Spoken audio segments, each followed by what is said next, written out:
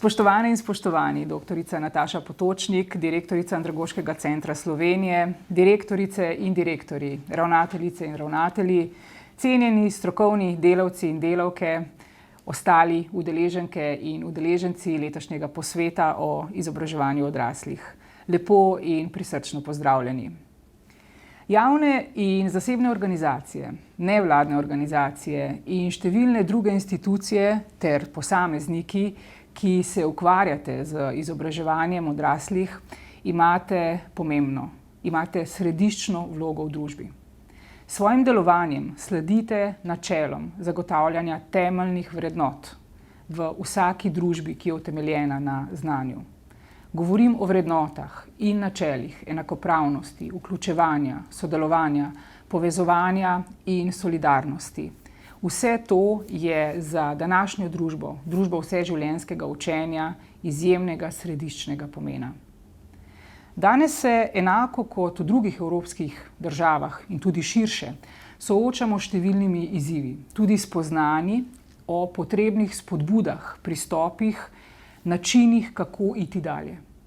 Ključni med njimi so hitro starajoče prebivalstvo, nižanje rodnosti, migracije, spremembe na trgu dela. Potem je tule vsekakor tudi skrb za varovanje okolja. Vse to zaznamovano z digitalizacijo, z novimi tehnologijami ter seveda s tem tudi povezanimi potrebami po nenehnem razvijanju novega znanja in spretnosti. Vloga učenja in znanja je pri tem zato tako zelo pomembna, je nepogrešljiva, je neprecenljiva. Osrednje mesto nesporno v vseh teh procesih prevzema in zavzema prav vseživljenjsko učenje. Zlasti v zvezi z učenjem za prihodnje, za kakovost znanj, samoizpopolnjevanje in rast, za boljši tudi trg dela, za krepitev predvsem zdrave kulture družbe, ki je utemeljena na znanju. Prav poseben poudarek mora biti namenjen vračanju, vključevanju, spodbujanju in motiviranju odraslih z nizkimi kvalifikacijami ter prikrajšanih skupin. To je za njih temeljno vračanje nazaj k znanju.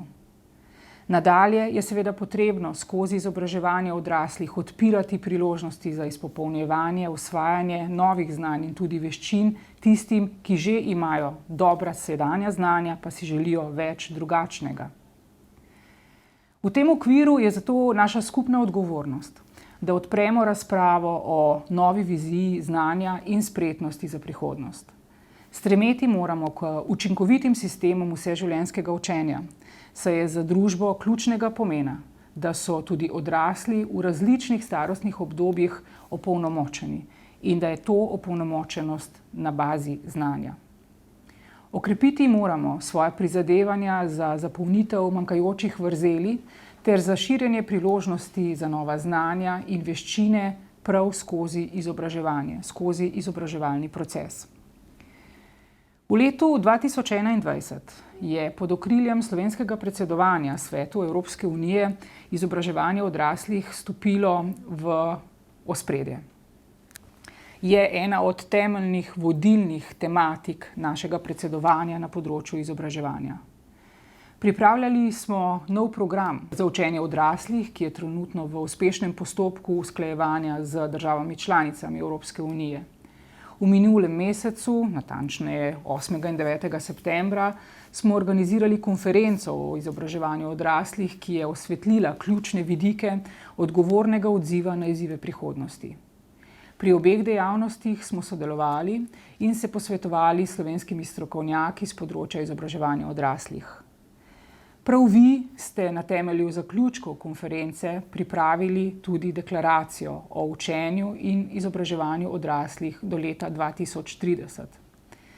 Ta prinaša izraze zavezanosti in apele na področju spretnosti za življenje in delo v prihodnosti, za tako imenovano dvojno tranzicijo med zelenim in digitalnim, z vidika demografije za zdravo in dejavno staranje ter migracije, ter izpostavlja ozaveščanje, svetovanje in terensko delo.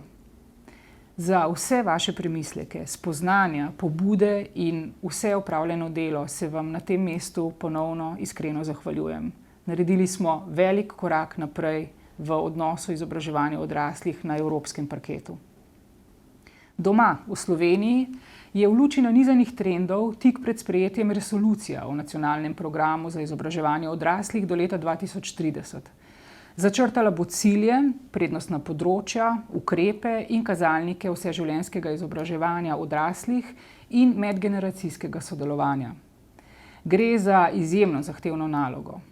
Potrebno bo spremeniti obstoječe paradigme in prepričanja, ki se dotikajo ne samo izobraževanja, ampak tudi gospodarstva, zaposlovanja, klimatskih sprememb, zdravstva in ostalih družbenih sistemov.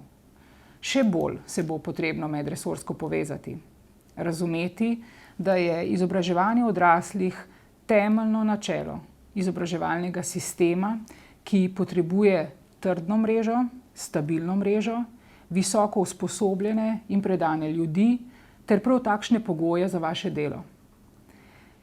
Zelo me veseli, da smo na ravni celotne vlade to prav v tem, sicer zahtevnem času znali prepoznati.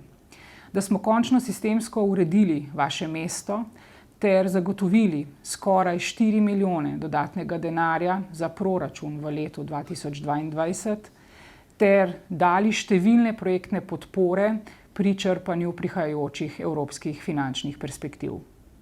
Verjamem, želim si in upam, da bo to ustrezna podlaga za vaše kvalitetno delo tudi v prihodnje.